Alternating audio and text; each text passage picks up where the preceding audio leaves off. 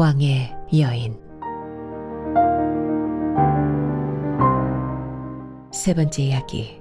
매화송이가 파란에 떨어지니.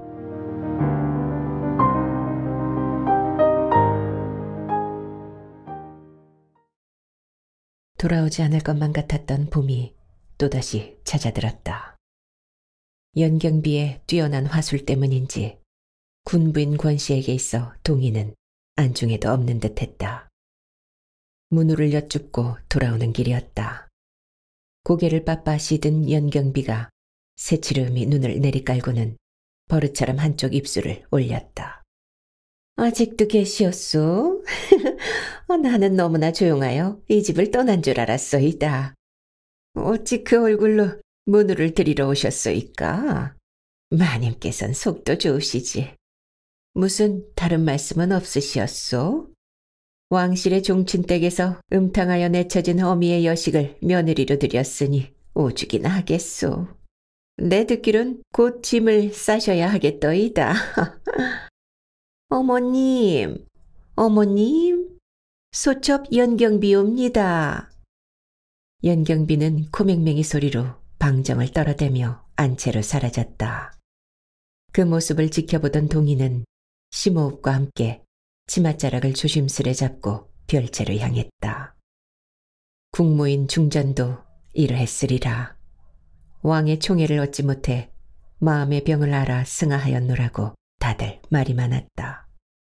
동희 또한 속병이 들은 지 오래였다. 별채로 건너와 봄볕을 쬐려니 매화꽃비가 떠올랐다.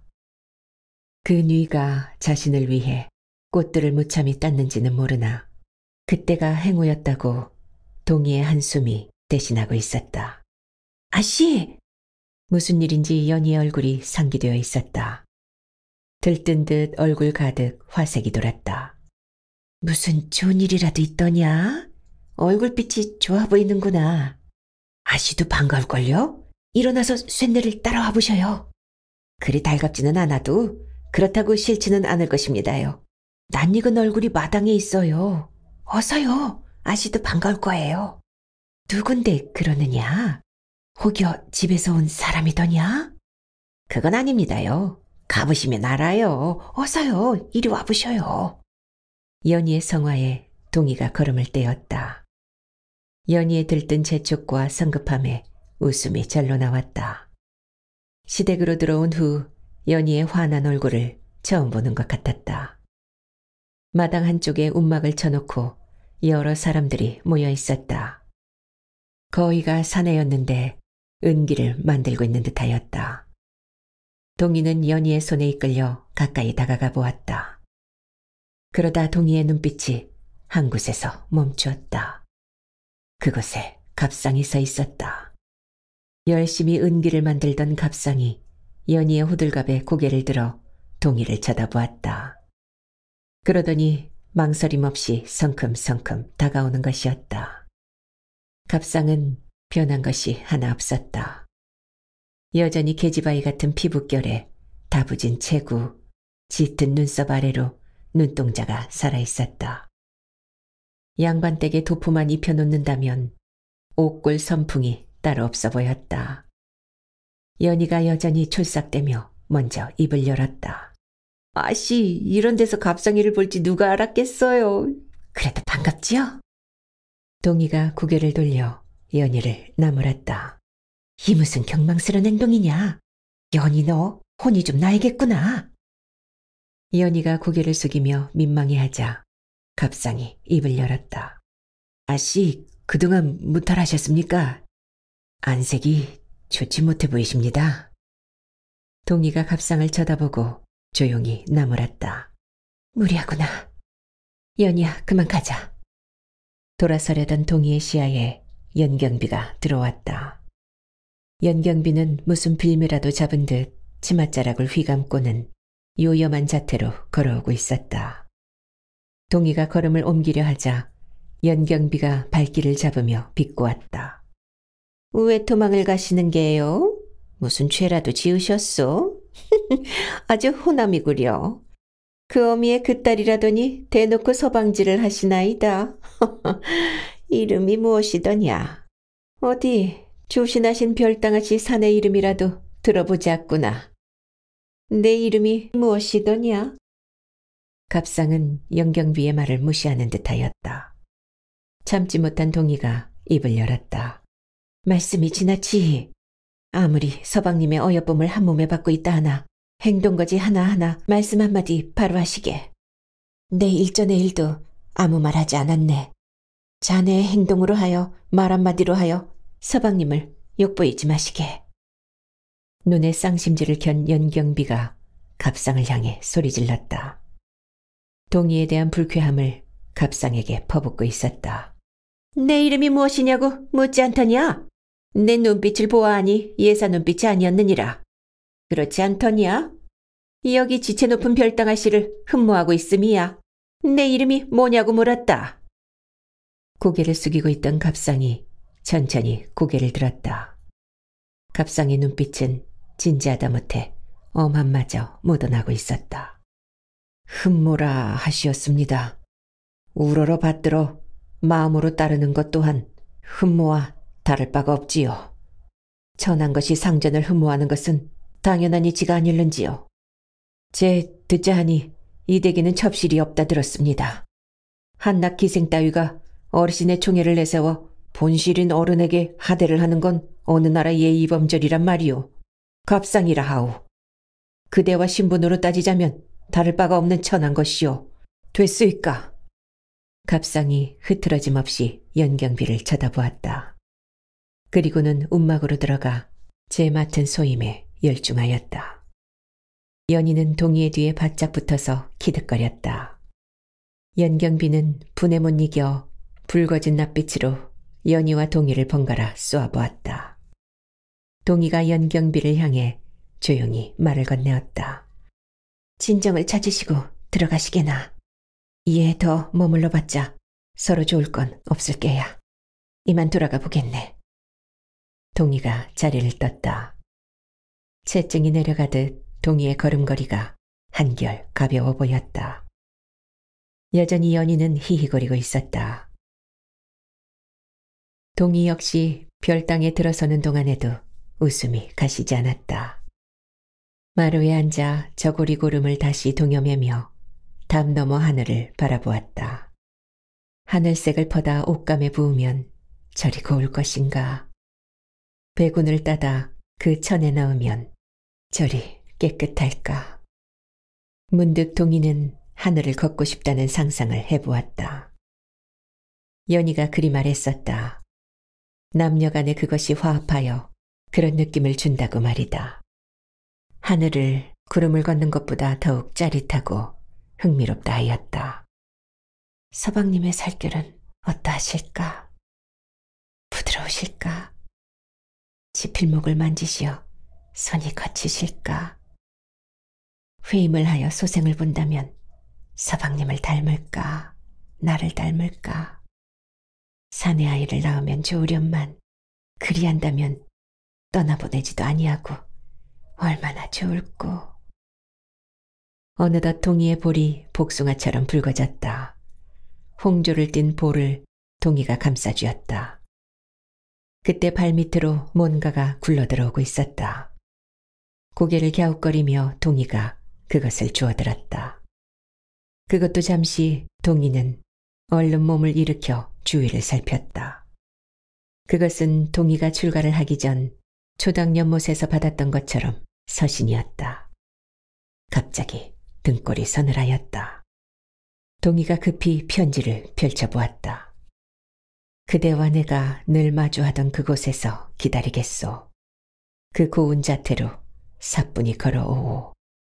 그리하여 여전히 사모하는 마음을 확인할 수 있도록. 내 두 눈 가득 그대를 담으리다. 오시에 거기서 기다리리다. 괴이한 편지였다. 바쁜 듯 날린 글씨가 동희의 어지러움처럼 흔들거렸다. 동희가 요상한 편지를 없애기 위해 당해를 벗으려는 순간이었다. 연경비가 별당으로 들었었다. 당황한 동희는 편지를 치맛자락 뒤로 감추고는 긴장을 늦추지 않았다.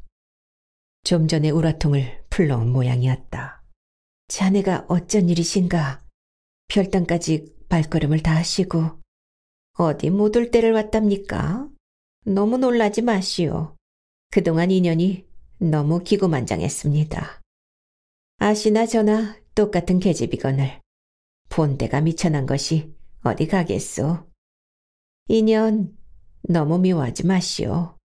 인연도 천출로 태어나 기생질 해먹고 싶어 해먹겠소. 연경비는 마루에 걸터앉으며 동희의 눈치를 살폈다. 연경비는 전에 못지않게 부드러운 표정이었다. 동희가 그제야 경계를 늦추고 마루에 편히 앉았다. 연경비의 말을 들어보니 늘 미워하고 시샘하던 마음이 조금은 미안하기까지 하였다. 자네에게 그런 사정이 있을 줄은 몰랐네. 잘 오셨네. 나는 자네가 나를 그저 미워하는 줄만 알았네. 왜 미워하지 않았겠소. 서방님께서 혼인을 한다 하시기에 인연 마음도 편치만은 않았소. 더군다나 이리 미색이 뛰어난 아씨를 맞이하였으니 더욱 그러지 않았겠소. 그나저나 뒤에 감춘 건 무엇이오? 안채마당에 갑상인가 뭔가 하는 작자가 보낸 사모곡이라도 되오? 농담 위에다. 인연 이리 살다 보니 몹쓸 녹만 늘어서 이놈 저놈 만나보오. 인연처럼 그리 된다오. 서신을 감추고 있던 동희의 손이 더욱 작게 오그라지며 진땀을 흘렸다. 아무것도 아니라네. 잘못 날아든 것이라네. 버리려던 참에 자네가 들었네. 들어가서 편히 앉게나. 연경비는 묘한 웃음을 흘리며 노랫가락이라도 뽑을 듯 몸을 이리저리 흔들었다. 그리고는 동희를 힐끗 쳐다보고 입을 열었다. 염천이 닥치면 이리 볕을 쬐는 것도 어렵소이다. 아씨와 이리 볕이라도 쬐며 앉아있는 것이 더 낫지 싶소. 그런데 뭐가 잘못 날아든 것이오? 인연도 한번 보. 이리 줘보. 연경비는 기어이 동희의 손에서 서신을 낚아채었다. 그리고는 재미나듯 눈을 흘기며 동희를 놀렸다. 정말 아씨 것이 아니란 말이오? 말해보. 같은 아녀자끼리 어떠? 이 사람 정말 아니라지 않았나? 내 것이 아니라네. 발끈하는 걸 보니 참말인 모양일세. 이건 내가 처리하도록 하겠소이다. 아래 것들이나 서방님이 아셔보. 큰일 날 일이 아니오. 아씨 인연에게 고마워해야겠소. 인연이 주둥아리 꼭 다물고 있으리다. 이리도 고운 아씨를 독수공방하게 만들었으니 인연도 인연이지만 서방님도 참 대단하구려. 이리도 고운 아씨를 참고 있으니 말이오. 내 오늘은 서방님을 별채로 보내리다. 그러니 합궁 잘하시오. 어찌 하는지나 아시오. 내 일러주리까? 연경비의 놀림에 동희의 얼굴이 금시 붉어졌다. 되었네. 민망하이. 그리하지 않아도 되네. 자네의 고운 마음만 받겠네. 그나저나 자네 일이 큰일일세. 지금이야 서방님이 괴어주시니 괜찮다지만 후일을 도모해야 하지 않겠나. 별채로 들어오시게. 들어오시어 나와 말벗도 하고 그리 늙어가세나. 고맙소. 참말 고맙소. 내 종종 들르리다. 오늘처럼만 날이 좋으면 내 종종 오리요. 사람을 믿지 마시오. 정도 주지 마시오. 그것이 모두 아프더이다. 이만 가봐야겠소. 인연 넋두리가 많았소. 편히 쉬시오. 연경비는 옷을 털며 일어섰다. 이리도 쉽게 풀어질 매듭을 그동안 꽁꽁 묶어놓았으니 동희는 사라지는 연경비를 보며 한시름 놓고 있었다. 아침나절부터 매화 꽃비를 그리워했더니 이리 좋은 일들이 생기는가 싶어 고마움이 절로 나왔다. 연희에게 일러 매화를 심어볼까 생각해 보았다. 나무가 자라 별채 마당을 온통 매화꽃으로 물들일 것을 상상하니 벌써부터 상큼함이 풍겨오는 듯하였다. 성종 7년 1476년 나라에 큰일이 있었다. 새 국무를 맞이한 것이었다. 삼간택의 절차를 밟아 중전을 맞이한 것이 아니라 정의왕후와 성종의 힘을 입어 숙이 윤씨가 중전의 자리에 올랐다. 중전 윤씨는 보료의 몸을 기대고 있었으나 얼굴에 근심이 가득하였다. 중전의 자리에 오르긴 하였지만 인수대비의 미움을 사고 있는 터였다. 소용 정씨와 엄씨가 귀인으로 책봉되었다. 이들은 질투의 눈이 멀어 새로운 중전을 탐탁지 않게 생각하는 인수대비를 부추겼다. 숙이윤 씨가 쉽게 국무의 자리에 올랐으니 또다시 국무의 자리가 빈다면 성종과 인수대비의 총애를 받고 있는 자신들이 오르지 못하리라는 법 또한 없다고 생각하기 때문이었다. 중전윤 씨는 사모리를 들게 하였다. 전하는 무얼 하고 계신다 하더냐? 후원에 납시어 계신다 하옵니다, 중전마마. 그래. 김상궁, 채비를 하시게 후원으로 가야겠네. 호미질을 하고 있는 듯하였다. 성종은 호색가이기도 하였지만 성군임이 분명했다. 백성들의 농사일이 얼마나 구된 일인지 직접 알아본다 하여 대궐 후원에 밭을 만들어 놓은 성종이었다. 그곳에서 아마 호미질을 열심히 연마하고 있을 것이었다. 걷어올린 옷소매로 이마의 땀을 연방 닦는 성종의 얼굴에선 미소가 떠나지 않았다. 중전윤 씨는 화려한 금박이 박힌 치마를 조심스레 들어올리고 밭으로 들어섰다. 전하, 액상의 한우가 비오듯 하옵니다. 안으로 그만 드시옵소서. 중전 옷이었소? 중전도 한번 해보시겠소이까? 아니요, 내가 잠시 중전의 뱃속에 있는 용종을 잊었습니다. 볕이 따갑소이다. 그만 나갑시다. 성종은 호미를 나인에게 건네고는 중전의 손을 잡고 밭을 나섰다. 새 주인을 맞이한 교태전에서 윤씨가 성종을 쳐다보며 아뢰었다. 전하, 무슨 좋은 일이라도 있었사옵니까? 그리 보이시오? 전하의 구순에서 미소가 떠나지 아니하시니 신첩 궁금하여 그러하옵니다. 성종은 지난밤 미행때를 회상하며 입을 열었다. 중전도 알 것이요. 그보다 중전, 엿을 좋아하시오? 강령전에 엿이 산더미처럼 있소이다. 전하, 뜬금없이 그 어인 말씀이시옵니까? 뜬금없다. 뜬금없게도 내 오늘 백성에게서 엿을 하사받았소이다. 중전윤 씨가 무슨 뜻이냐고 되묻자 성종은 교태전이 떠나갈 듯 웃으며 말을 이었다. 중전도 아실 것이요. 내 어제도 미행을 나갔소이다. 한참 동안 길을 가고 있는데 웬 늙은이가 야밤에 길을 잃었던지 다리 위에 앉아있는 게 아니겠소. 그래서 왜 그리 있느냐고 물었는데 늙은이가 말하길 나라님을 만나러 왔으니 신경 쓰지 말고 가던 길이나 가시오 하는 거요. 그래서 또 물었소이다. 나라님은 아무나 만나 뵐 수 있는 사람이 아니라고 말이오.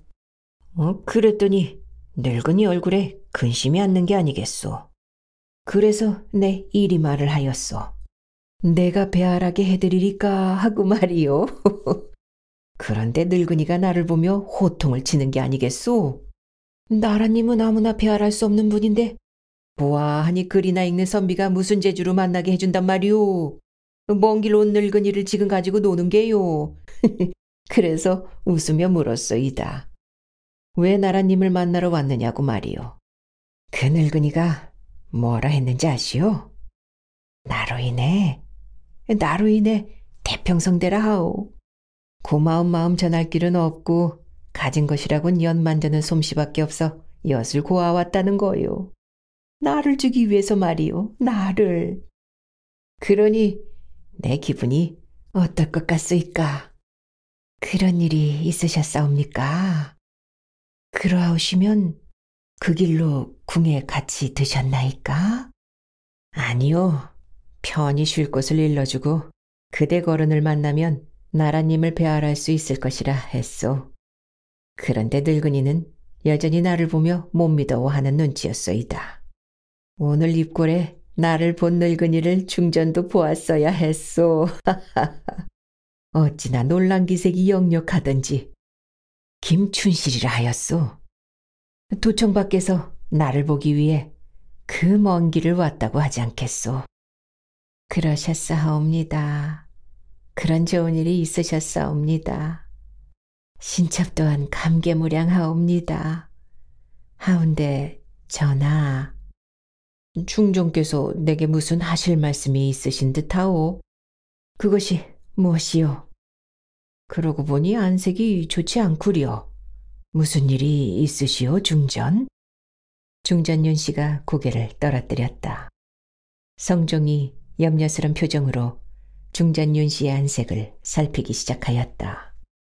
입지가 굳어졌다고는 하나 인수대비와 귀인 정씨, 엄씨의 행동으로 인해 위기감이 엄습했다. 더군다나 성종의 발길이 뜸해진 요즘은 더욱 그랬기 때문이었다. 귀인 정씨와 엄씨의 질투와 욕심이 지나쳐 사특한 계략으로 이어질까 두려웠다. 이미 계략은 진행되었지만 아직은 사소하였다. 중전윤 씨는 어떠한 언지를 내비치려다 그만두었다. 아들을 낳아야 할 것이었다. 왕자를 낳고 나서 후일 중전인 자신을 비하한 그들을 질책하리라. 중전윤 씨는 마음을 다잡았다. 신첩 아무것도 아니옵니다. 다만 전하의 밤길이 위험하지 않으실까. 그것이 심려되어 송구스럽나이다. 성종은 그제야 호탕하게 웃으며 안심을 하는 듯하였다. 그런 염려는 하지를 마시오. 난 또 중전께 무슨 큰일이라도 생겼는지 걱정했소이다. 이만 자리에서 일어나야 할 것 같소. 그리고 중전, 어마마마의 심기를 살피시오. 내 며칠 전 어마마마의 불편한 심기를 전해 들었소. 중전을 탓하는 것이 아니오. 다만 그러다 영영 어마마마의 노여움을 사실까 그것이 걱정이오. 내 말 아시겠소?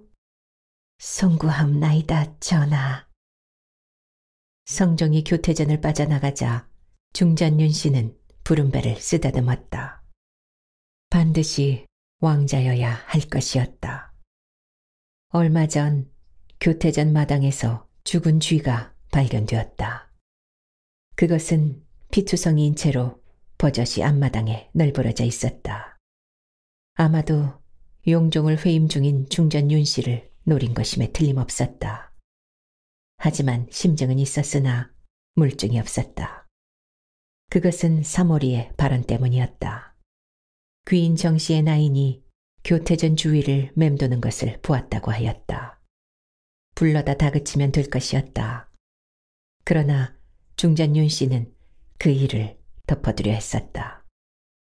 단지 사모리가 보았다는 나인을 불러다 어찌 된 연유인지 왜 교태전 주위를 배회했었는지에 대해서 물었을 뿐이었다. 미심쩍은 사람을 보지 못했느냐고 말이다. 그런데 사건은 거기서 끝이 나지 않았다. 귀인 정씨가 무슨 이유에서였는지 거적을 깔고 교태전 앞에서 석고대죄를 하였던 것이다. 몇 번이나 만류했던 중전윤 씨였다. 그러나 귀인 정씨는 석고대죄를 그만두지 않았다. 아니나 다를까 인수대비의 부름이 불효령같이 떨어졌다. 놀란 마음을 다잡으며 인수대비를 배알했던 중전윤 씨는 호되게 당하기만 하였다. 완전히 적반하장이었다.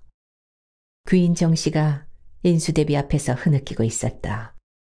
인수대비는 싸늘하게 중전을 쏘아보았다. 뱃속의 용종 따윈 관심도 없는 모양이었다. 중전, 사건을 소상히 알아본 연후에 추궁을 하더라도 하셨어야지요. 어찌하여 이를 이렇게까지 만든단 말씀이요. 누가 그따위 몹쓸 짓을 했는지는 잡아내면 될 터. 어쩌자고 엄한 사람을 물고 늘어지는 게냐고 물었습니다. 중전이 지금 투기를 하시는 겝니까? 아니옵니다, 대비마마. 신첩은 그저 귀인의 나인이 교태전을 서성였다 하여 낯선 일을 보지 못했나 했을 뿐이었사옵니다. 당치 아니하십니다. 인수대비의 못마땅한 표정을 감지하고는 바닥에 엎드려 있던 귀인 정씨가 더욱 흐느끼며 말을 뱉었다. 대비마마, 신첩은 억울하옵나이다. 감히 신첩이 중전마마의 처소에 어찌하여 그런 짓을 하였다는 것인지. 신첩은 억울하옵나이다, 마마. 차라리 신첩을 죽여주십시오. 대비마마, 마마. 중전 윤씨는 귀인 정씨의 통곡에 할 말을 잃었다. 가슴이 심하게 곤두박질치고 있었다.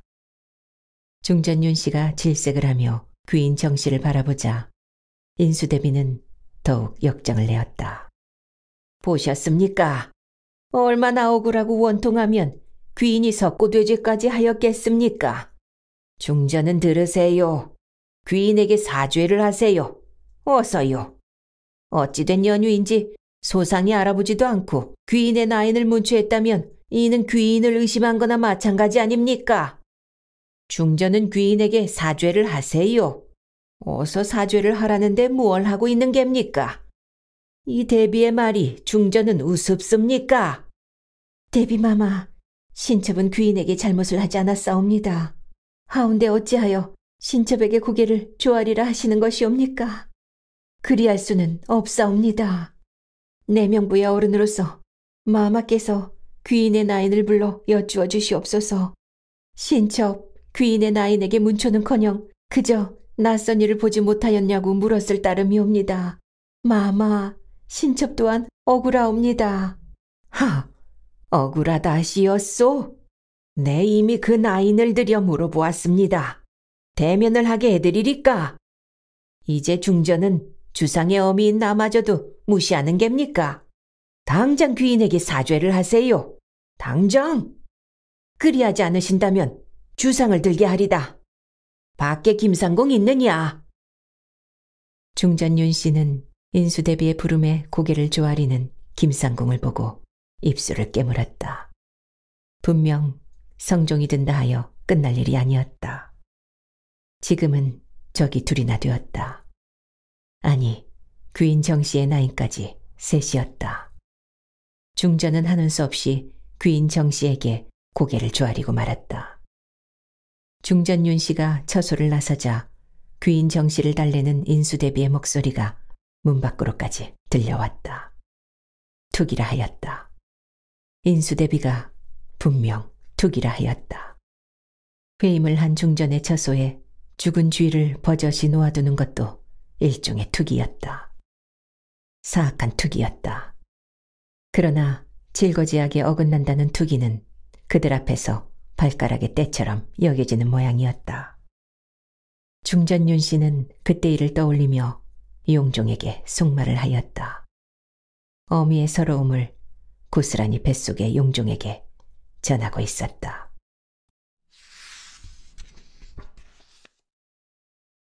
동희는 연경비가 당부한 말을 곧이곧대로 믿지는 않았다. 하지만 연경비의 입을 통해 나온 서방님을 별당으로 들게 한다는 그 말이 자꾸만 귓전에 맴돌았다. 동희는 연희를 시켜 목간통에 물을 받으라 일렀다. 뜨거운 물의 열기로 인해 동희의 얼굴이 붉게 달아올랐다. 연희가 동희의 등과 목덜미를 닦아주며 입을 열었다. 우리 아씨, 우리 동희 아씨 피부 좀 봐요. 참말로 희고 고와요. 어찌 이런 아씨를 가만히 보고만 계시는지. 서방님 혹 어디가 불편하신 게 아니에요? 무슨 소리를 하는 것이냐? 어디가 불편하시다니? 거기 있잖아요, 거기. 일전에 쇳내가 말했던 거기요. 쇠처럼 단단해진다는 거기 말이에요. 연희는 말을 꺼내면서도 동희의 눈치를 살폈다. 그러나 동희는 연희를 나무라지 않았다. 연희는 말을 꺼내면서도 동희의 눈치를 살폈다. 그러나 동희는 연희를 나무라지 않았다. 그저 부끄러운 듯 피식 웃을 뿐이었다. 그러자 연희가 한술 더 떠 입을 놀렸다. 우리 아씨 얼굴 빨개지는 것 좀 보셔요. 확인해 보셨는가 봐요. 정말로 거기가 이상해요. 이를 어째? 하긴, 그러니 우리 아씨를 본체도 안 하시지. 그래도 자존심은 있어서 소문날까 연경비라는 기생을 옆에 차고 다니는가 봐요. 그쵸? 아니, 그럼 그년이 서방님 비밀을 알고 있어서 그리도 큰 소리를 치고 다니는 것입니까? 하라지요. 그 짓도 제대로 못하니 어디 서방님이 사냅니까요? 우리 아씨만 불쌍하지. 불쌍한 것도 없네요. 여태 독수공방하였는데 같이 밤을 보내는 것이 더 속상하지. 안 그래요? 사내 구실도 못하니. 연희 너는 아는 것도 많구나. 그런데 아니다. 그렇지 아니하시다. 네 생각이 틀렸다.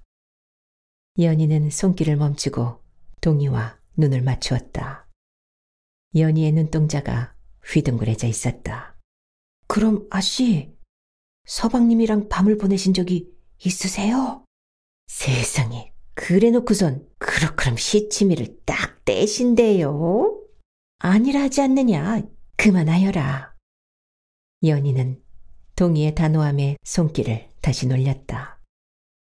연희의 손길이 동희의 맨살을 젖가슴을 씻길 때마다 저절로 몸이 움찔거렸다. 동희는 야릇하면서도 소름이 돋는 현상에 당황하고 말았다. 아니라고 하여도 누군가의 손길을 애타게 기다림이 틀림없었다. 동희는 음탕한 자신을 자책하였다. 그러다 동희가 고개를 숙여 자신의 가슴을 쳐다보았다. 봉긋 솟아오른 한 쌍의 무덤 위로 설익은 앵두처럼 제 빛을 띠지 못한 유두가 보였다.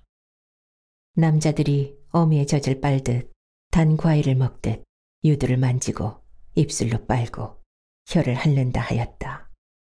그런 생각에 이르자 몸이 딱딱하게 굳어오며 다리에 절로 힘이 들어갔다.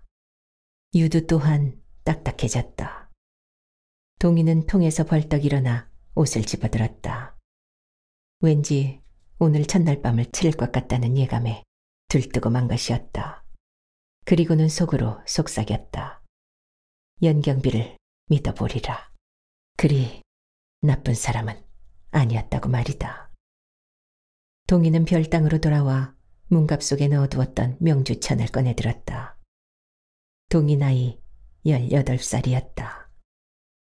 한창 물이 올라 세게 안으면 단물이 터질세라 부풀어 있었다. 그날 밤 연경비는 은장이들이 만들어 놓은 비녀를 들여다보았다.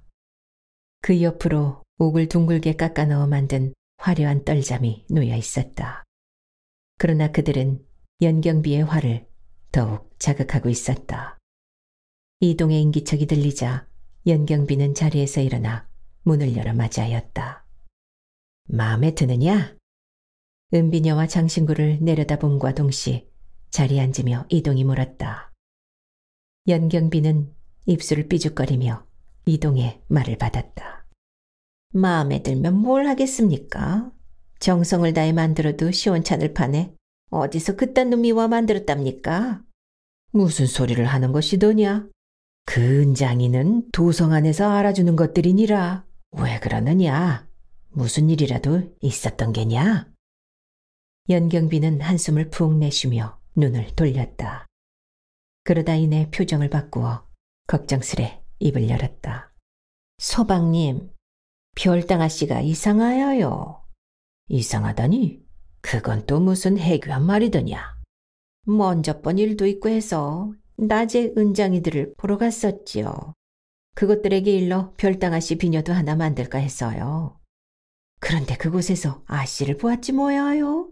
송구스럽기도 해서 다가가 인사를 건네니 인연의 인사를 받지도 아니하고 은장이인 갑상인가 뭔가 하는 작자와 농을 하고 있더이다. 그래서 인연이 아씨 아시는 분이냐고 여쭈었더니 글쎄 그놈이 버럭 인연을 보며 소리를 지르지 뭐겠어요. 인연 가슴이 얼마나 놀라고 무서워 쪼그라들었는지. 으휴. 그런데 더 가관인 건 뭔지 아셔요? 서방님도 아시지 않습니까? 별당아씨가 인연 기생년이라고 무시하는 처사를 말이어요. 그 갑상인가 뭔가 하는 천한 놈이 인연 기생인 걸 알고서는 전한 것이 어디라고 와서 지체 높은 양반댁 마님과 말을 섞느냐고. 무서워서 혼이 났지 뭐여요. 그런 거야 2년 8자련이 감내할 수 있습니다. 어차피 2년이 서방님의 어여쁨을 독차지하고 있으니 곱기만 하시겠어요. 다만 2년은 연경비의 말을 듣고 있던 이동의 인상이 굳어지며 미간에 주름을 만들어 놓았다. 연경비가 끝을 흐리며 말을 끊자 이동이 소리쳤다. 다만이 어쨌다는 것이더냐? 별당 부인이 어쨌다는 게야? 어서 말해보아라. 2년은 다만 왕실의 종친이신 이 댁이 별당아씨의 행동거지로 인해 누를 보진 않을지 그것이 걱정되어.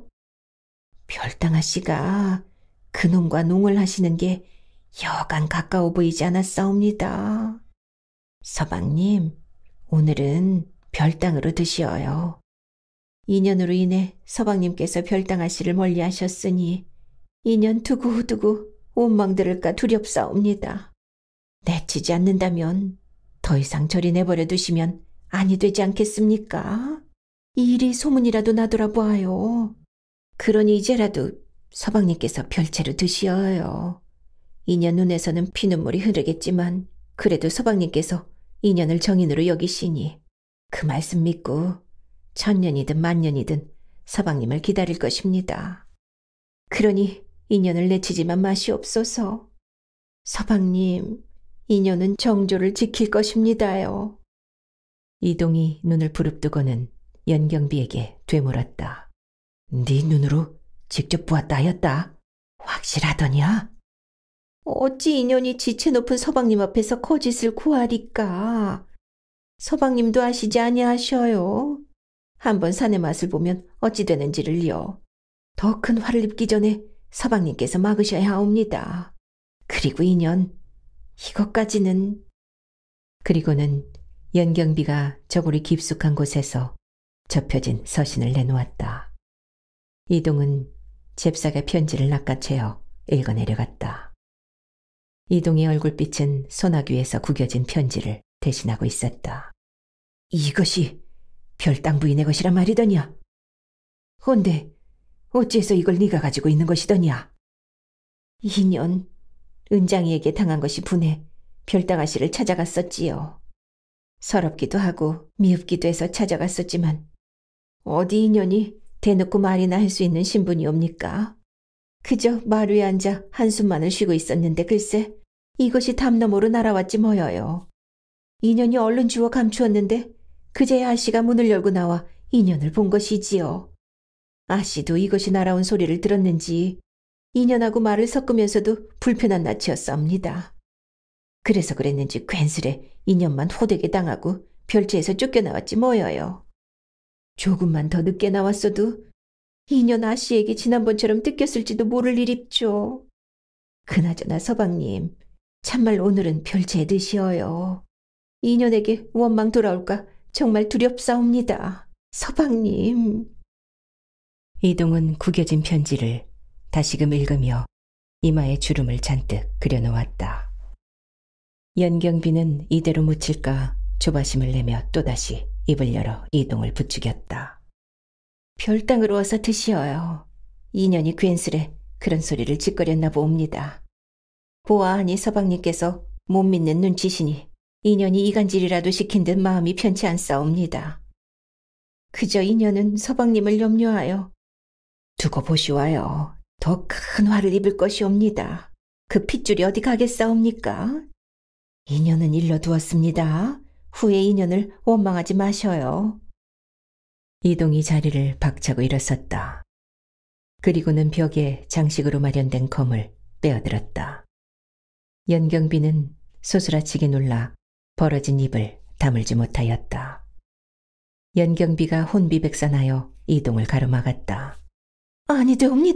아니되옵니다, 서방님. 칼을 거두시옵소서. 이러시면 아니되옵니다. 그냥 죄를 물으시고 이 댁에서 내치시옵소서. 서방님, 칼을 거두시옵소서. 아니되옵니다. 비켜서거라. 비키라지 않느냐.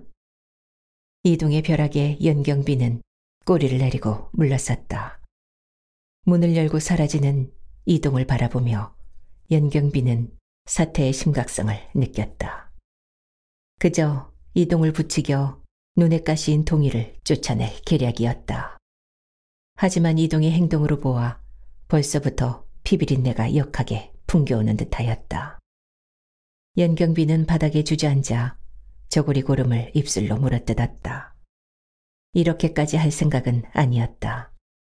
연경비는 저고리 고름 하나를 기어이 뜯어내고도 안절부절 못하고 있었다. 기생은 모두가 그러했다. 본실이 되지 못할 바엔 어떻게 해서든 살아남아야 했다.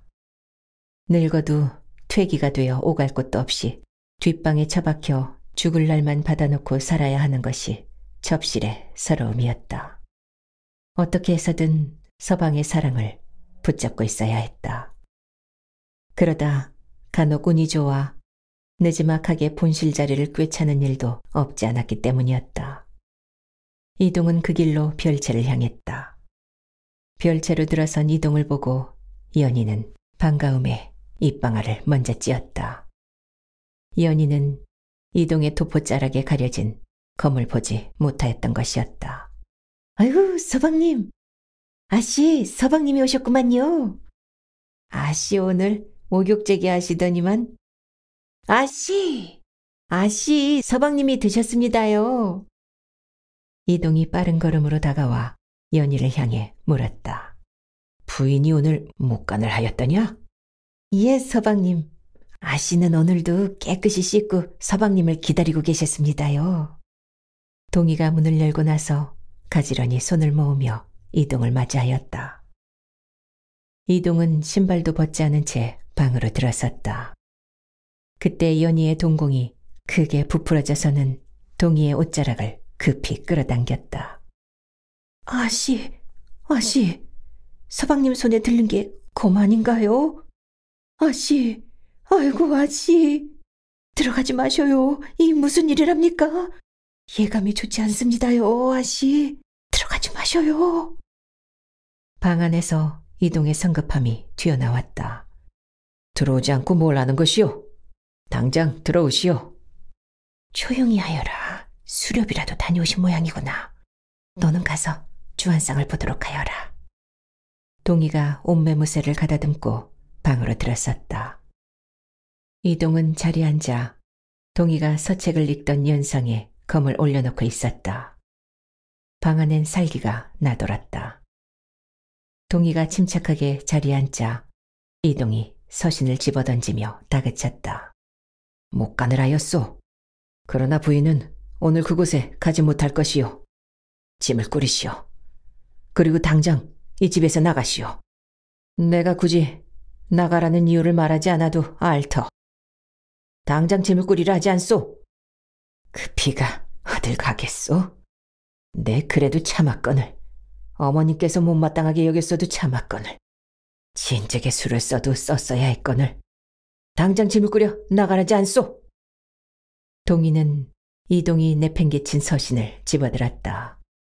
낮에 연경비가 감춘다던 그것이었다. 서방님, 이것이 어찌? 이것은 소첩의 것이 아니옵니다. 오해이옵니다. 이것은 오해이옵니다. 이것이 어찌하여 여기로 날아들었는지 소첩도 모르는 일이옵니다. 내가 알기로는 부인은 이 서신을 오늘 받지 못하였소. 그런데 어찌 이 서신을 안단 말이오? 그렇다면 부인은 벌써 오래전부터 사내와 내통을 해왔단 말이구려. 두말할 필요 없소. 내 손으로 부인의 목을 베고 싶으나 참을 것이오. 더러운 피가 뒤어내게 묻을까? 그래서 피하는 것이니 짐을 꾸려 나가시오. 아래 것들 보는 곳에서 우세를 당하고 끌려나가고 싶지 않으면 당장 짐을 꾸려 나가시오. 서방님, 어찌하여 소첩을 이리 대하시는 것이옵니까? 소첩이 무슨 죄를 지었다 이러시는 것이옵니까? 이러실 순 없사옵니다. 소첩, 여태껏 이리 살았습니다. 별채에 갇혀 없는 사람처럼 귀신인 듯 이리 살았습니다. 한데 어찌하여 소첩에게 이러시는 것이옵니까? 소첩이 정을 통하였다 하였사옵니다. 소첩이 내통을 하였다 하시었습니다. 소첩 억울하고 억울하옵니다. 이동은 끓어오르는 분노를 참지 못하고 동희의 옷구름을 잡아채었다. 그리고는 끌고 나와 마당에 내던졌다. 동희는 주안상을 봐오던 연희와 부딪혀 쓰러지며 한바탕 소란이 일었다. 이동이 연희를 쳐다보며 칼을 뽑았다. 네 이년! 어서 전년의 짐을 싸서 이 집을 나가거라! 그리하지 않으면 내년에 목을 뺄 것이다! 시퍼런 칼날이 연희의 목에 닿자 동희가 몸을 추스르며 이동을 향해 무릎을 꿇었다. 이러지 마시옵소서. 이러지 마시옵소서. 소첩이 못마땅하여 싫으시면 차라리 소첩의 목을 베옵소서. 하나, 소첩은 억울하옵니다. 억울하옵니다. 내 말하지 않았더냐? 내년에 더러운 피가 튀어 내 도포를 더럽힐까 싫다 하지 않았더냐? 어서 짐을 싸서 나가거라. 2년의 목을 베기 전에 말이다. 너는 칠거지약을 어겼느니라. 아들을 낳지 못하였고 음탕하였으며 시부모를 공경하지 않았느니라. 당장 나가거라. 이동은 연희의 목에 더욱 바싹 칼을 가져가 댔다. 시퍼런 칼날이 연희의 목에 가까이 닿자 벌건 피가 한두 방울 맺혀 흐르기 시작하였다. 그제야 동희가 자리에서 일어나 이동의 눈을 똑바로 주시하였다. 동희의 눈빛이 결연했다. 그만큼을 거두시옵소서. 소첩이 나가겠사옵니다. 하지만 이것만은 알아주시옵소서. 소첩은 칠거지약을 어기지 아니하였나이다. 서방님이 찾아주시지 아니하니 아들을 어찌 낳으며 음탕하였다고 하나 소첩은 사내와 눈길 한번 나눈 적이 없사옵니다. 내 서방님과 초야를 치러 오해를 풀고 싶었으나 그러하지 않을 것이옵니다. 어머님께서 며느리를 멀리하시고 기생인 첩씨를 가까이 하시어도 원망하지 않았사옵니다. 공경하지 않은 적도 없었사옵니다. 소첩이 미흡하여 모자라 그런다 여겼사옵니다. 소첩, 서방님의 말씀에 억장이 무너져 내리옵니다. 하오나 소첩, 서방님의 앞날이 걱정이옵니다. 천한 기생의 새치 혓바닥에서 놀고 계시니 천한 기생에게 음해를 당하시니 부디 옥체 보존하옵소서. 사람을 믿지 말라 하더이다. 서방님의 그 사람이 정을 주지 말며 사람을 믿지 말라 하더이다. 이제야 연경비의 뜻을 알 듯하옵니다. 그 사람을 너무 믿지 마옵소서. 소첩을 음해했듯 서방님을 해야 할 것이옵니다. 뭐라? 내년이 정녕 멍석마리를 당해 죽고 싶은 게냐? 이동은 연희의 목에서 칼을 빼어 동희의 목에 겨누었다. 동희는 눈동자, 눈썹 하나 흔들리지 아니하고 이동을 주시했다. 연희는 피가 흐르는 목을 닦으며 방으로 들어가 동희의 짐을 꾸리는 듯하였다. 동희의 눈에서 서러운 눈물이 흐르기 시작하였다. 너무나 서럽고 원통하고 억울하여 오장이 뒤틀린 뜨거운 액체가 눈에서 쏟아져 나왔다. 그러면 그럴수록 더욱 눈을 부릅뜨며 이동을 쳐다보았다. 용암이 이리 뜨거울까? 흘러내리는 눈물이 동희의 살을 녹이는 듯하였다. 연희는 작은 보따리를 안고 방에서 급히 뛰쳐나왔다. 그리고는 동희를 천천히, 아주 천천히 이동의 칼에서 뒤로 물러나게 하였다. 연희의 억센 소나귀에 의해 동희의 발걸음이 무겁게 끌렸다. 끌려나가면서도 동희는 눈에서 이동을 끝내 거두지 아니하였다. 그렇게 쫓겨나왔다. 사내와 야반도주를 하듯 동희와 연희는 영천군 댁에서 그리 쫓겨나왔다. 태강수 이동에게서 기어코 버림받은 것이었다. 넋이 나간 동희가 영천군의 대문 앞에 망연히 서 있었다. 이 무슨 궤변인지 동희는 받아들일 엄두가 나지 않았다. 겁에 질린 연희가 훌쩍이며 입을 열었다. 아씨, 그만 가셔요. 서방님께서 뛰어나오실까 두렵습니다. 아씨, 무슨 미련이 남았다고 절이라도 하시게요? 그럴 필요가 뭐에 있습니까요? 아씨의 절도 아까워요. 어서 가셔요, 아씨. 동희 아씨, 어서 가셔요. 동희는 망연자실하여 연희의 말을 받았다. 어디로 간단 말이냐? 절은 하지 않을 것이다. 내가 영영 떠나는 것도 아니한데 어찌 절을 한단 말이더냐. 오해가 풀려 다시 찾을 것이니라. 서방님께서 그리 우매한 분은 아니시리라. 나를 꼭 찾아와 안아주실 것이니라. 연희야, 어디로 간단 말이더냐. 어디로 가면 좋을꼬. 당장 어디로 간단 말이냐. 말 많은 아녀자가 어디로 간단 말이더냐. 아씨, 그런 말씀 마십시오. 서방님은 아씨를 다시 찾으시지 않을 것입니다요.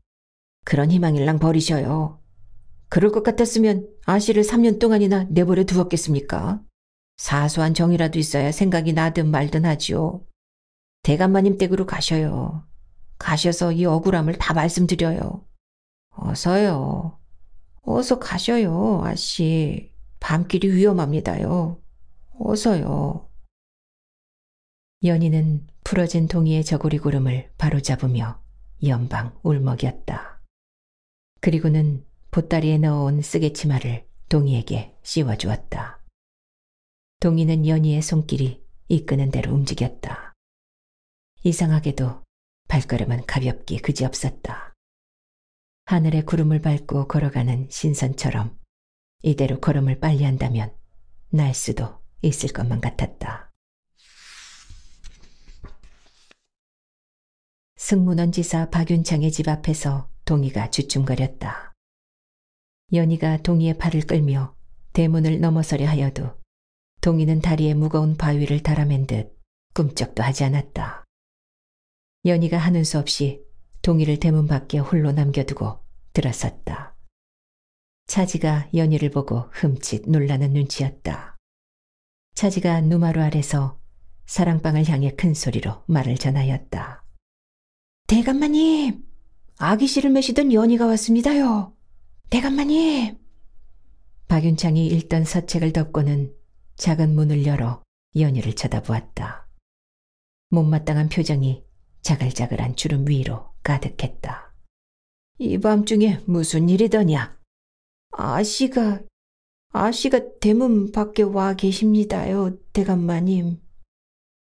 박윤창은 연희의 말에 격통을 잠시 느끼는 듯하였다. 그러나 이내 심하게 인상을 찌푸리며 역정을 내었다. 그 아이가 이 밤중에 무슨 일이라더냐? 뜻하지 않았던 박윤창의 언성에 연희가 무릎을 꿇고 울부짖었다. 대감마님, 이러실 순 없습니다요. 아씨를 서방님께서 내치셨습니다.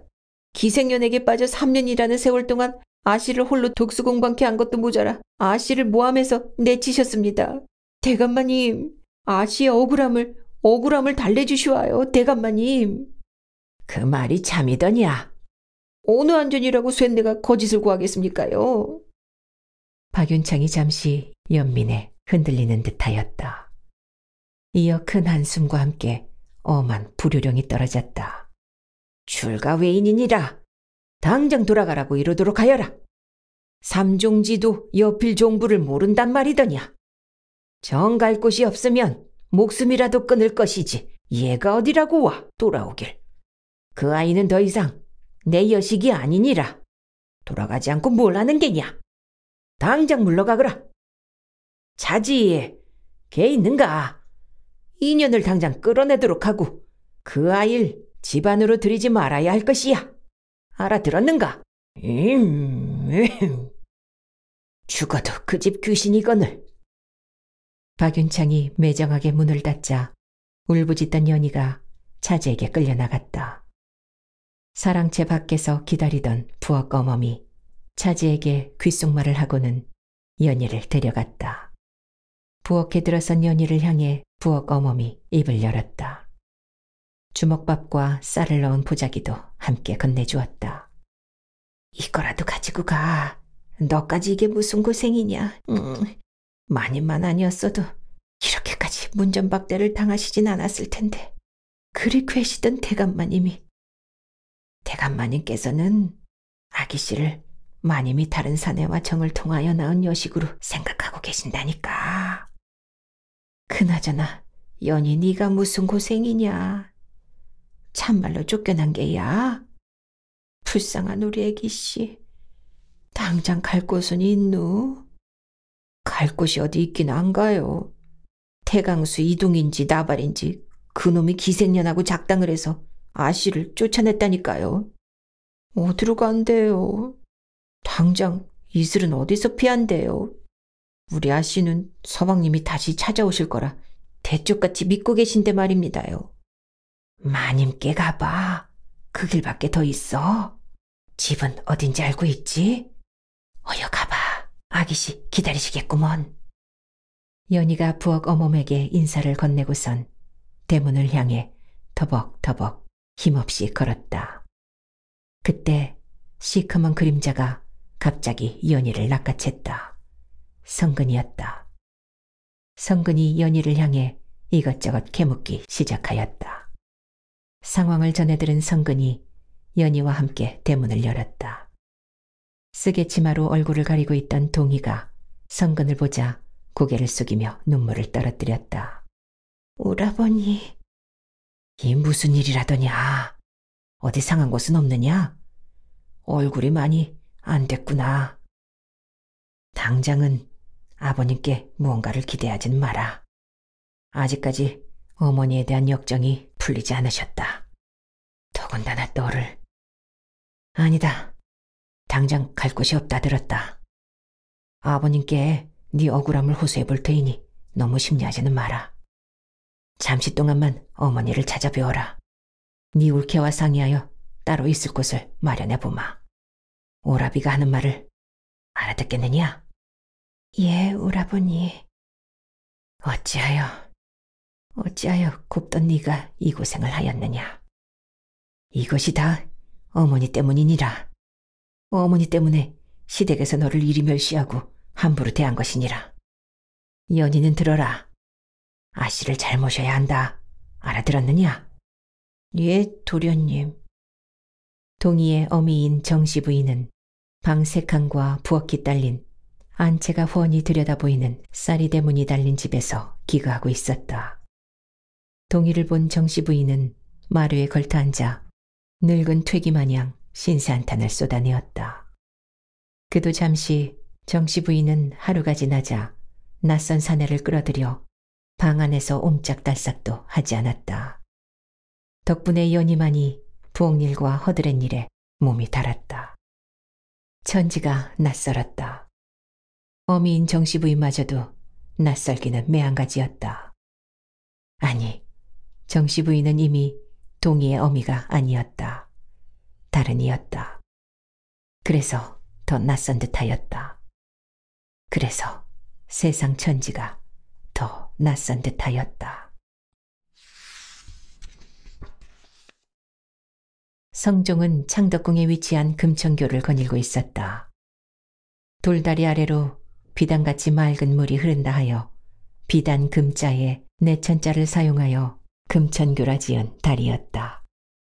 속내를 환히 드러내고 햇살에 부딪혀 반짝이는 것이 촉촉히 흐를 듯 말 듯 했던 그 여인네의 눈빛 같았다. 부드러이 굽어 흐르는 물결은 새까맣던 머릿결을 풀어놓은 듯 윤이 넘쳐났고 투명함은 연꽃의 꽃잎을 닮았던 여인네의 고운 살결 같기도 하였다. 미풍에 이는 잎사귀와 금천교 아래에서 올라오는 신선한 냄새가 먹힐 듯 말 듯 속을 태웠다. 과연 잡지 못하는 사람이란 말인가. 양귀비 향내처럼 몽롱하게 사람을 사로잡으며 청초하고 고아했던 자태가 정녕 천상계에만 머무르는 선녀란 말인가. 하면 대체 어디로 사라졌단 말인가. 성종은 다시 찾은 그곳에서 더 이상 그 여인을 볼 수 없었다. 단지 예의라는 명목으로 꺼내놓은 안부에 심하게 일그러진 바깥주인의 얼굴만이 떠오를 뿐이었다. 내쳤다고 하였다. 행실이 좋지 못하여 스스로 도주를 하였다고 하였다. 쌍꺼과 눈이 맞아 가문에 먹칠을 하였다고 하였다. 그렇지만 성종은 믿을 수가 없었다. 결코 그럴 만한 성정은 못되어 보였다. 하지만 그렇지 아니할 수도 있었다. 사람이란 무릇 속내를 헤아릴 수 없는 존재임에는 확실하기 때문이었다. 성종이 만춘전으로 들자 종부시 주부가 독대를 청하였다. 종부시는 종시를 관리하는 관청이었다.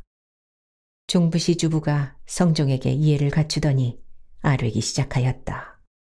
전하, 태강수 이동이 기생 연경비를 매우 사랑하여 그의 아내 박씨를 버렸다 하옵니다. 무릇 종친으로서 첩을 사랑하다가 아내의 허물을 들추어 제멋대로 버려 이별하는데 한번 단서가 열리면 폐단의 근원을 막기 어렵사옵니다.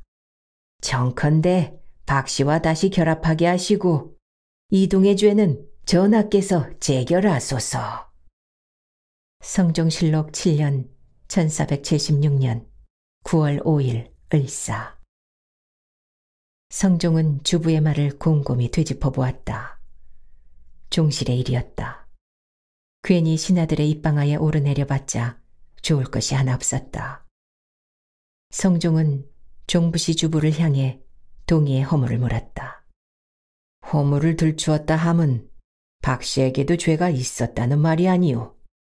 또한 버렸다 함은 그만큼이나 큰 허물이 있음이 아니리까. 그런데 어찌하여 다시 결합을 하게 한단 말이오. 전하, 집안에 은장이와 함께 있는 것을 본 기생 연경비가 태강수 이동을 부추겨 일어난 사건이라 하옵니다. 또한 허물이라 함은 박씨의 별채로 날아든 서신을 두고 이르는 말이라 하옵니다. 그러나 그것은 태강수 이동의 아내인 박씨의 것이 아니라 하옵니다. 소소히 밝히지도 아니하고 태강수 이동은 기다렸다는 듯 아내 박씨를 내쳤다 하옵나이다. 통촉하여 주시옵소서. 성종은 잠시 사심에 빠지는 듯하였다. 이윽고 성종이 입을 열었다. 하면 박씨는 지금 어디에 머물고 있다 하오? 박씨는 승문원지사 박윤창의 여식으로서 그 어미의 행실이 삼가지 못하여 쫓겨났다 하옵는데 박씨는 박윤창의 집에서도 출가 외인이라 박대를 당하여 어미의 집에 머물다 지금은 거처를 마련하였다 하옵니다. 알았소. 그러하면 태강수 이동의 고신을 거두도록 하고 어명을 받으라 이르시오.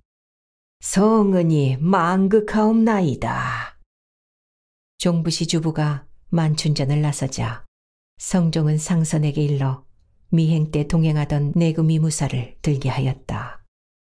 그리고는 다른 이들을 모두 물렸다. 내금이무사가 성종의 어명을 받들고 만춘전을 나섰다. 성종은 연경비를 떠올려 보았다. 그날 태강수 이동의 집에서 연경비를 처음 보았지만 익히 소문으로 알고 있던 기생이었다. 그만큼 대단한 기생이란 말인가. 성종은 저도 모르게 비소를 머금었다. 동시에 한숨도 함께 새어나왔다. 오라비의 도움으로 동희는 새로운 거처를 마련하였다. 방이 2칸이었고 부엌이 달린 작은 집이었다. 그러나 담장과 대문만은 크게 집을 감싸고 있었다. 아녀자인 홀몸으로 다시금 태강수 이동의 부름을 기다리는 동희에게 외부로부터 확실한 차단이 필요했음을 느낀 오라비 때문이었다. 동희는 뒷간 가는 일을 제외하곤 방에서 두문불출하고 있었다.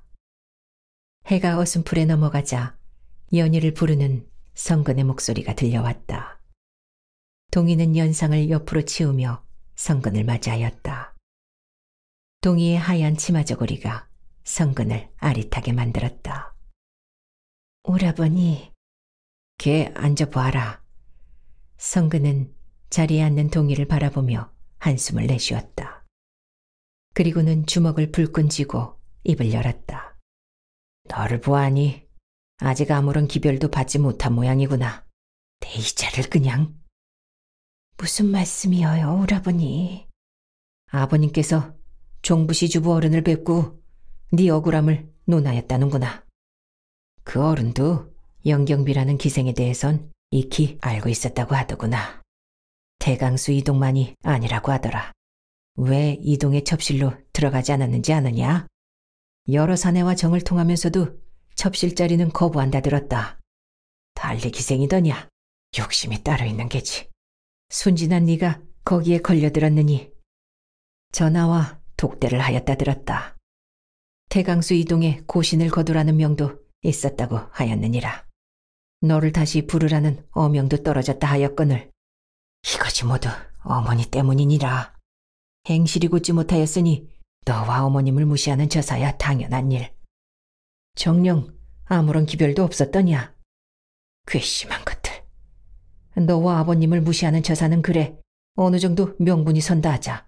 아무리 왕실의 종친이라지만 전하의 어명까지 하찮게 여기다니. 기다려보자꾸나. 끼니는 거르지 않고 있느냐? 얼굴이 말이 아니구나. 성근은 연방 혀를 차댔다. 동희는 고개를 숙인 채 말이 없었다. 멍한 표정만이 의복 위로 뚝뚝 떨어질 뿐이었다. 나라의 경사가 겹쳤다. 새 국모를 맞이하기도 하였지만 회임 중이었던 중전 윤씨가 왕자를 생산하였다. 이름이 연산군이었다. 그의 중전 윤씨의 나이 31였다. 중전 윤씨는 왕자를 출산하자 마음이 한결 가벼워졌다. 한시라도 빨리 몸을 회복하여 성종의 총애를 다시 잡고 싶은 욕망이 간절하였다. 색색의 빛깔옷을 입은 가을이 찾아왔고 그것들은 아쉬움의 몸서리를 치며 떨어지고 있었다. 벌써 2달이 가까워지고 있었으나 태강수 이동에게서는 어떻다 이렇다 할 기별도 없었다. 동희는 무언가 큰 결심이라도 한 듯 환한 대낮에 문을 열고 나섰다. 여전히 하얀 치마 저고리를 입고 있었다. 쓰개 치마로 얼굴을 조심히 감싸는 동희를 보고 연희가 부엌에서 달려나왔다. 아씨 어디 가시게요? 쇳내를 시키시지 왜 나오셨대요? 다녀올 곳이 있느니라. 연희 네가 앞장을 서라. 서방님께 갈 것이니라. 연희는 기함을 하며 팔을 내저었다. 아씨 안 됩니다요. 보면 모르십니까? 나라님의 분부까지 여기는 사람들입니다요. 그런 곳에 가서 무슨 꼴을 더 당하시려고 이러십니까? 도련님 하신 말씀 못 들으셨습니까요? 가시면 아니 됩니다. 쇳내는 못 갑니다요. 하면 연희 너는 나무려무나 다녀오겠다. 동희는 붙잡는 연희를 아랑곳하지 않고 대문을 나섰다. 연희는 분주하게 마당을 이리저리 동동거리며 입술을 쥐어뜯었다. 그리고는 기필코 마당에 주저앉았다. 그날의 시퍼런 칼날로 인해 다시는 찾고 싶지 않은 곳이었다. 연희는 2 다리를 흔들어대며 울먹거렸다. 그도 모자라 부엌으로 다시 들어가 애꿎은 무쇠솥을 박박 긁어대기 시작하였다. 영천군의 집 앞에서 한참을 서성거렸다. 막상 찾아왔긴 하였지만 굳게 닫힌 대문을 쳐다보자 막막하였다. 동희가 심호흡과 함께 대문을 두드렸다. 마른 침을 여러 번이나 삼켰지만 대답이 없었다. 그러다 차지의 목소리와 함께 성벽 같은 대문이 열리었다. 차지는 대낮에 귀신이라도 본 것처럼 흠칫 놀랐다. 자금만이 많이 됩니다. 들어오시면 아니 됩니다. 어서 돌아가십시오. 서방님 하시면 저희까지 큰일 납니다. 어서 돌아가십시오. 지금 아무도 계시지 않습니다. 자금마님을 절대 들이지 말라는 분부가 있었습니다요. 그러니 어서 돌아가십시오. 하지만 차지는 얼른 대문을 닫지 못하고 동희의 눈치와 안색을 살폈다. 동희가 쓰개치마 사이로 차지를 바라보며 입을 열었다. 피해를 드리고 싶은 생각은 없어요. 어머님을 뵙게 해주셔요. 부탁이에요. 아니 됩니다. 어서 돌아가세요. 지금 이 댁엔 아무도 계시지 않다 하지 않습니까? 어서 돌아가십시오. 상가마마께서 내리신 분부도 받들어 매시지 않았던 서방님입니다요. 서방님께서는 지금 고신도 빼앗기고 말씀이 이만저만이 아닙니다. 그러니 어서 돌아가십시오. 서방님께서 하셨다간 작은 마님도 소인도 그날로 황천길 가는 날입니다요. 어서요. 동희의 다리가 잠시 휘청거렸다. 그제야 태강수 이동에게 온전히 버림받았다는 것을 깨달았다. 오라비의 말은 모두가 진실이었다. 몸을 섞어야 정이 두터워지는 법이거늘 손끝 하나 스치지 못한 자신에게 무슨 미련이 있으랴. 동희는 미동도 하지 못한 채 옷구름에 얹은 손을 파르르 떨었다. 차지가 우왕좌왕하면서 발을 동동 굴렀다. 그때였다. 웬 소란이냐? 무거우면서도 못마땅한 목소리가 들려왔다. 군부인 권씨의 목소리였다.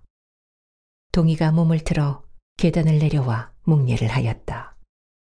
술이 화려하게 달린 가마에서 군부인 권씨가 나왔다. 노기가 하늘을 찌를 듯하였다. 네가 무슨 염치로 여길 왔더냐? 감히 여기가 어디라고 함부로 발걸음을 해?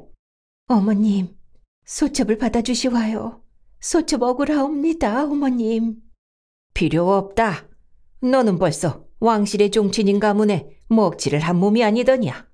참으로 뻔뻔한 아이구나. 썩 물러나지 못할까? 차지는 뭘 하고 있는 게요? 부엌 검엄에게 시켜 구정물이라도 퍼와 뿌리라고 하지 않고. 어머님, 어머님. 동희가 흙바닥에 무릎을 꿇고 앉아 흐느꼈다. 그러나 군부인 권씨는 뒤도 돌아보지 않고 안으로 들어섰다. 곧이어 대문이 다시 열리며 부엌 어미가 나타났다. 부엌 어미는 대야에 뭔가를 들고 주저하였다. 그러다 차지의 눈짓에 눈을 질끈 감고는 대야 속의 오물을 동희에게 끼얹었다.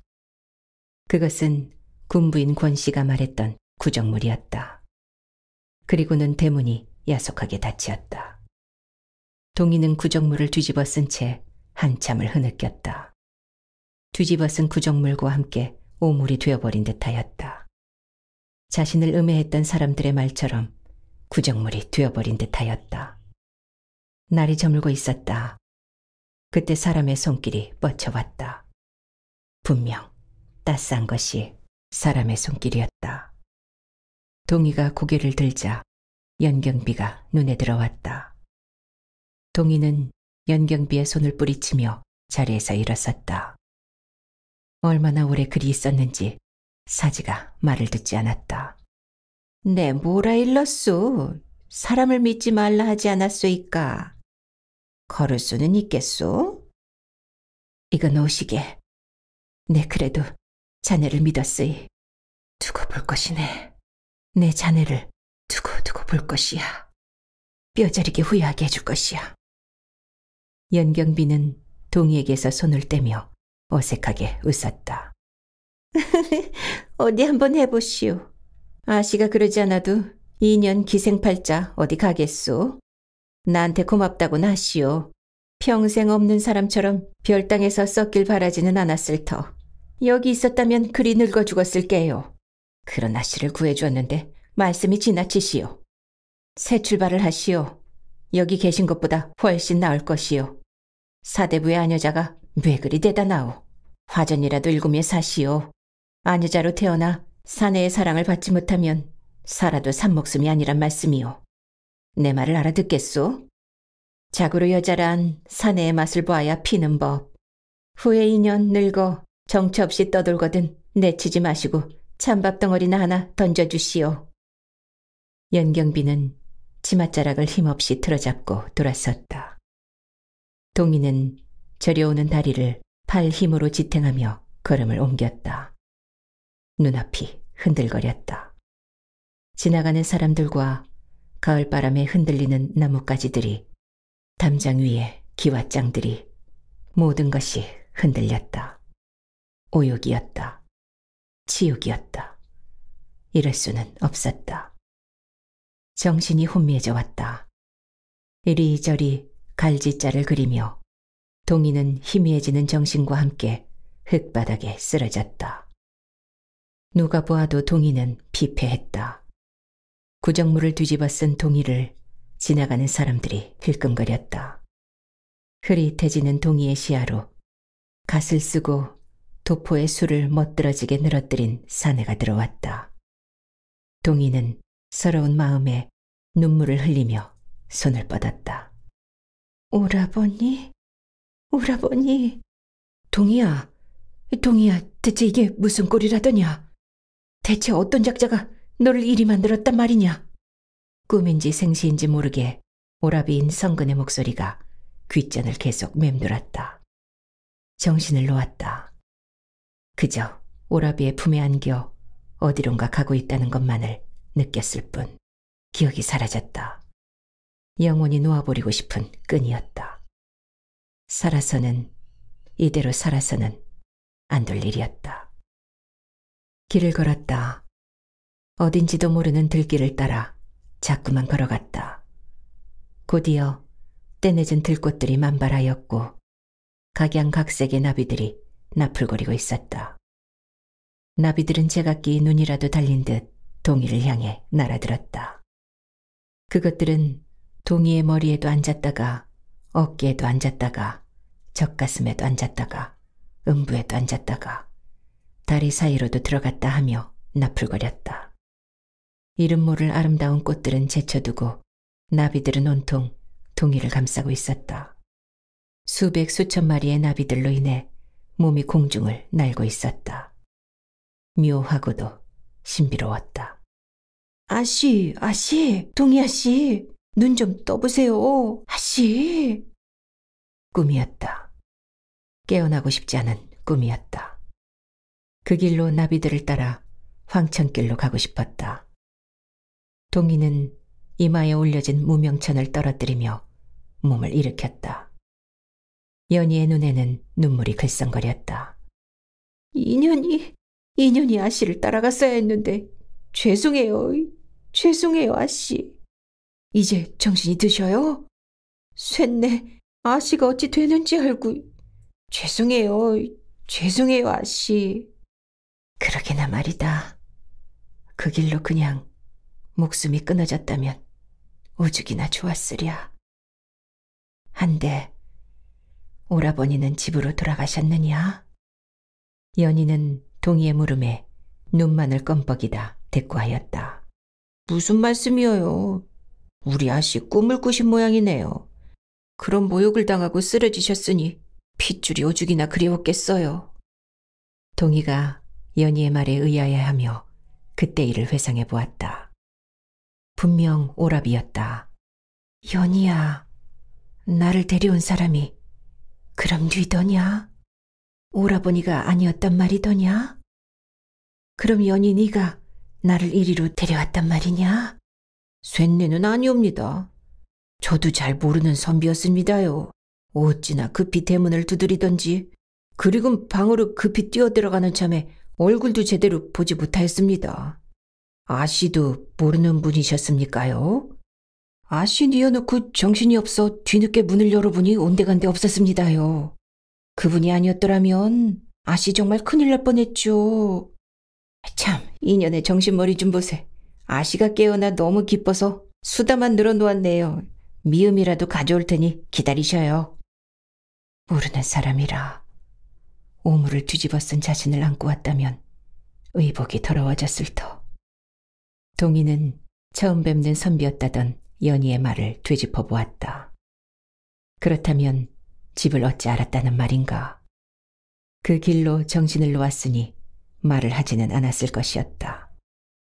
자신의 거처를 알고 있었다면 아는 이가 분명하였다.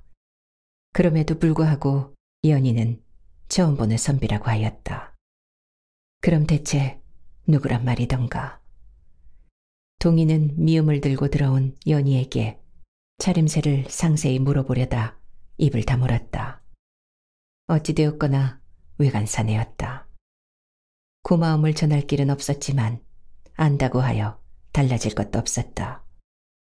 동희는 연희가 떠서 먹여주는 미음을 천천히 받아먹었다. 연희는 그제야 안심이 되었는지 활짝 웃었다. 우리 아씨 잘도 드시네요. 힘내셔요.